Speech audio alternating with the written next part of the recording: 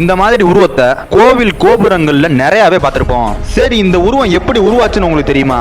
ஒரு தடவை ஜலந்தரன்ற அசுரன் உலகில் உள்ள அழகான பெண்களை அடைய விரும்பியிருக்கான். அப்படி அந்த ஒரு எண்ணத்தோடயே பார்வதி தேவியை அடைய விரும்பி ராகுவ சிவலோகத்துக்கு அனுப்புறான். இதை அறிஞ்ச சிவபெருமான் மிகவும் கோபப்பட்டு தன்னுடைய நெற்றிக்கண்ணை திறந்து ஒரு கோரை பற்களுடைய சிங்க முகமும் காளையின் கொம்புகளோடும் யானையின் துதிக்கையோடும் புலியின் உடலோடும் தேல் கொடுக்குடைய வாளோடு ஒரு அதிபயங்கரமான மிருகத்தை உருவாக்குறாரு. அப்ப அங்க வந்த ராகுவ இந்த மிருகம் சாப்பிட விரட்டுது.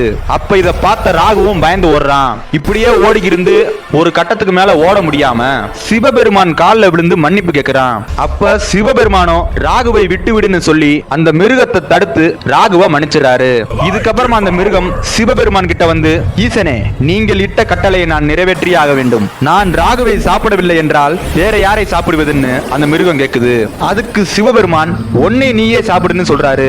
அந்த மிருகமோ கொஞ்சம் கூட யோசிக்காம தன்னுடைய உள்ளங்கால இருந்து கழுத்து வரைக்கும் உள்ள உடல் பாகங்கள் எல்லாத்தையுமே சாப்பிடுது.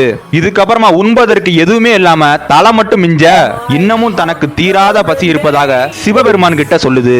இதுக்கப்புறமா சுயநலம் இல்லாத அந்த மிருகத்து மேல சிவபெருமானுக்கு கருணை ஏற்பட்டு அந்த மிருகத்துக்கு கிருட்டிமுகான்னு பேர் வச்சு, நீ இந்த உலகத்தில் இருக்கக்கூடிய கோவில் கோபுரங்களில் இருந்தபடி அங்கு கோவிலுக்கு வரக்கூடிய மனிதர்களுடைய தீய எண்ணங்களை வந்து சாப்பிடுன்னு சிவபெருமான் கட்டளையிட்டு இருக்காரு. இதனாலதான் இந்த ஒரு சிலை வந்து கோவில் கோபுரங்கள்ல இருக்கு.